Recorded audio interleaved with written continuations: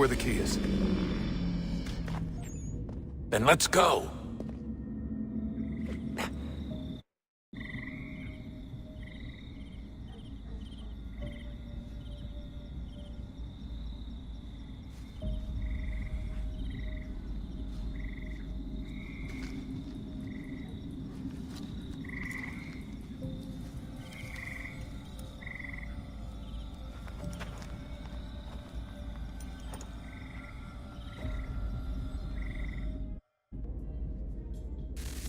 All right, time to see what's inside. Not quite. We still need to get the place powered up. Find the remaining pedestals and plug in the power sources. I'm on it.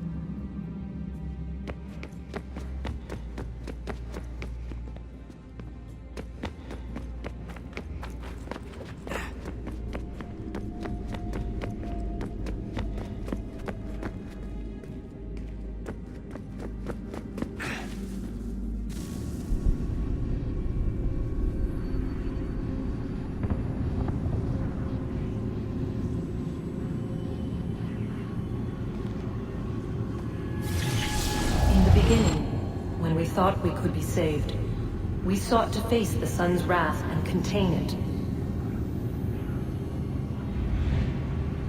4 towers would be built to pull her fury into this place and dispel it.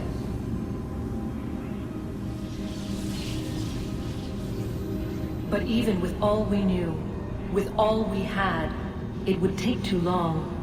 1,000 years we could labor and still the work would not be done. The first tower was never completed. The project abandoned. We moved on.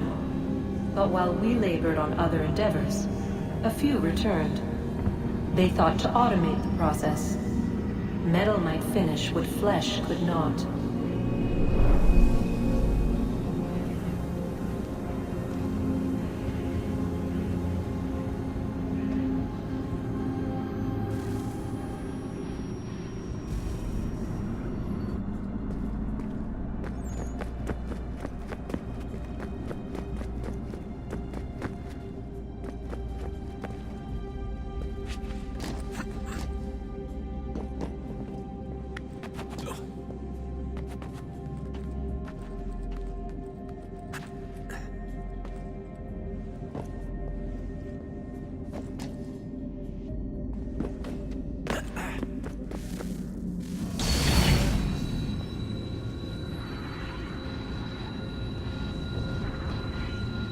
If we could not meet the sun's cruel embrace, perhaps we might rebuke it.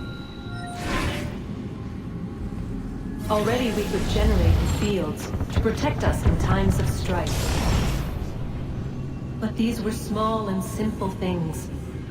to replicate them on a scale the size of a world. We lack the energy to make it so. Half the world, they said then. It is better than none at all. We tried. Again, we failed. A quarter, they asked. Even this we could not do. A sixth, an eighth, a tenth, they cried. The answer was still the same. Perhaps in time a city might be spared. But it was time we did not have. So we moved on.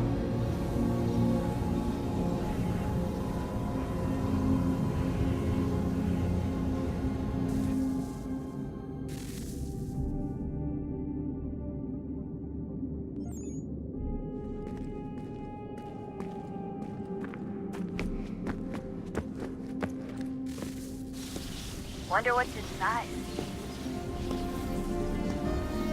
Only one way to find out.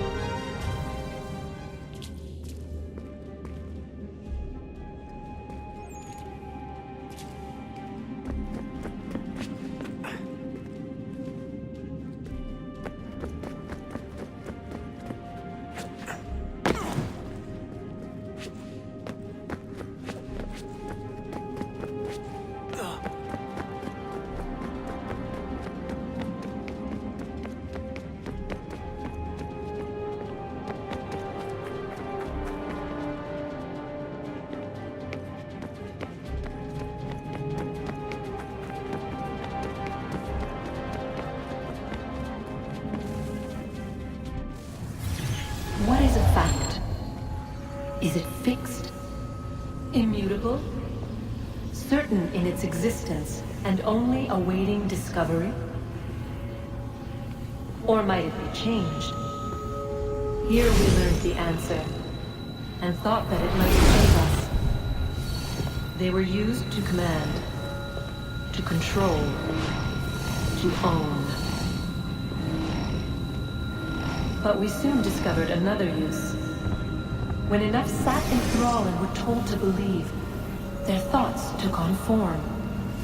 What was imagined became real. If 100 minds could wish away a wall or create a tree, what might 1,000 do? 10,000? More? Might we change the consensus and will the thread away? We resolved to send one into the sky where it might illuminate us all. Once placed, a sentence would be uttered. Make us safe. In this way, we would change the consensus. We would save the world. But it never came to be.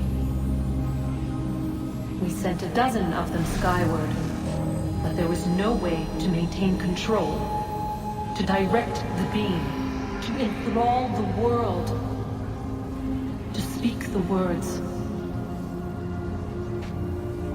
Though this was strange and dangerous, what we tried next was worse.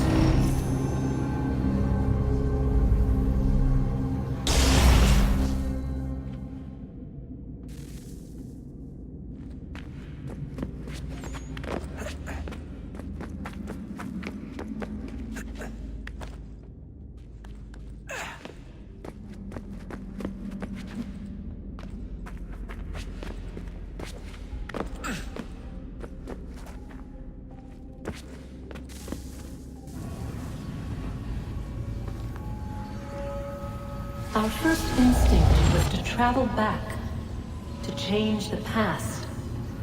But we could not find a way. But forward. We could look forward. And so here we sought to see beyond ourselves and know what was to come.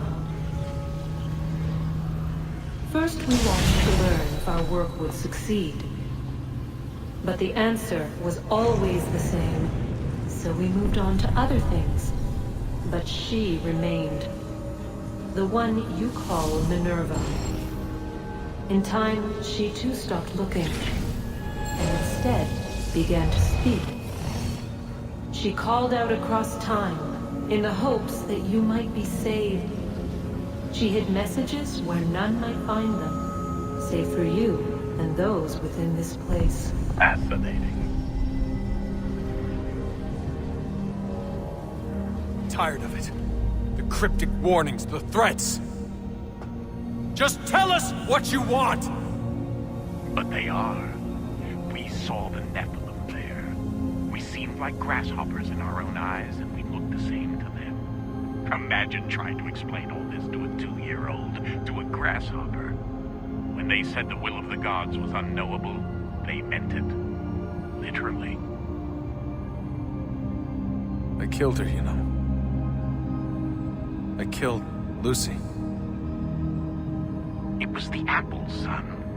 It was Juno. I saw what she was. What would happen if I let her live?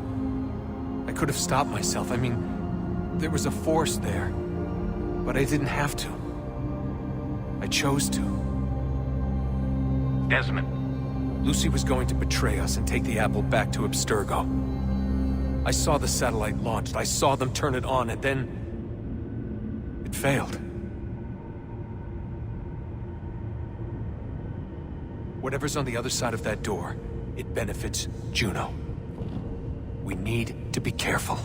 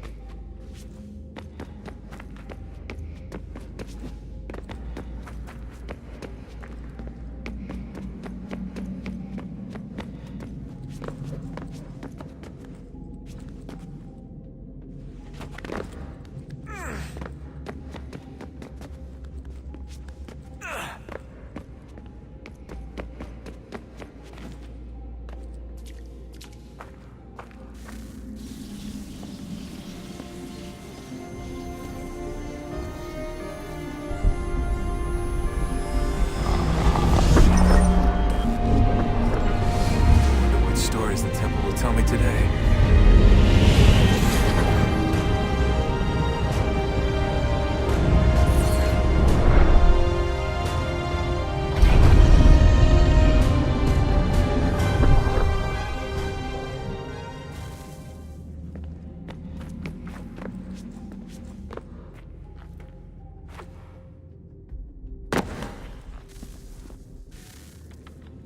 I'm telling you, there's something down here.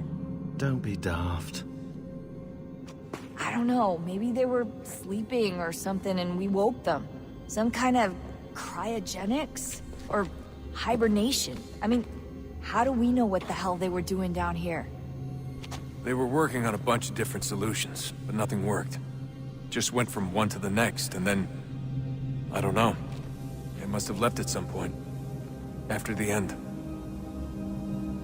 I wonder what the world would be like if they'd succeeded. I'm more concerned about what it'll be like if we don't. Salvation. They found a way. Too late for them, but not for you. Sealed to protect it. Though now it bars your way. Find the key. The past will tell.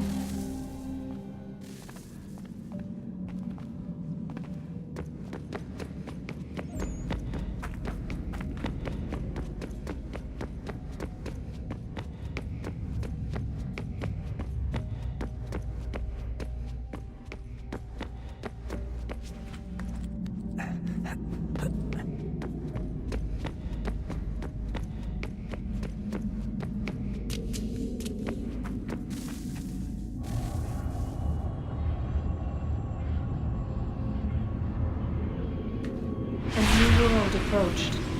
One that was dark and cold. It would consume us. For we were flesh, and flesh is frail. Though suits and shields might offer comfort, such adornments would not suffice. Not to save us all. So we sought to change what we were. In this manner, we might thrive in a world made poisonous. It was Aita who volunteered to see if it might be done. Aita, my husband, my love. In the end, it changed him, ruined him. He was made a prisoner of the machines. The body might survive, but his mind became brittle to the touch. He begged me for release, for days, for weeks, for months. I pleaded with him to give us time to find another way. But there wasn't one. Not for him. Not for us.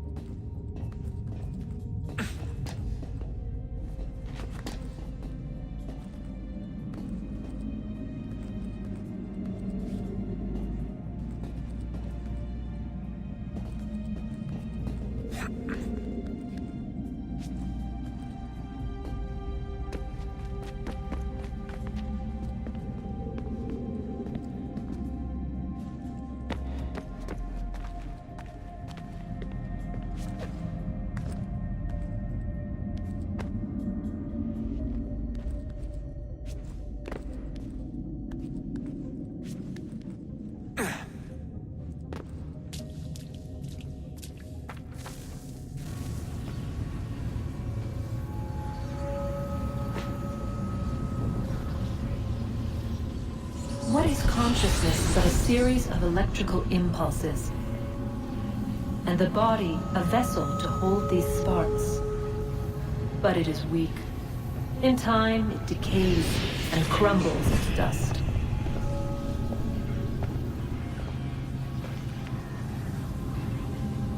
We asked ourselves then, what if it might be replaced with something stronger, something better?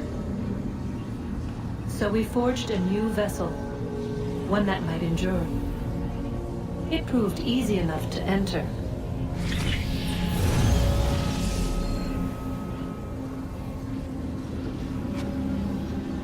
But to leave required something more, something wrong.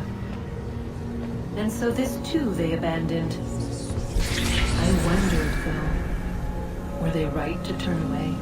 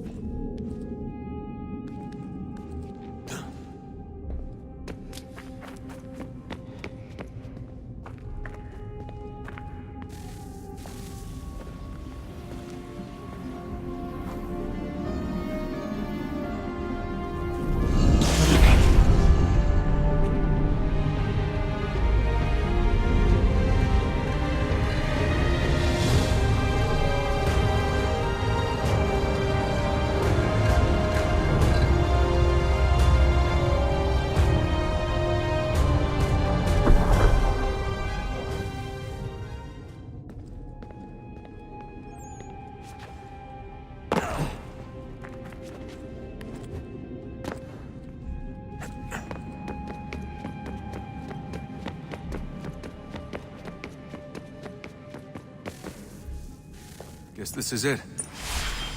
We're right behind you.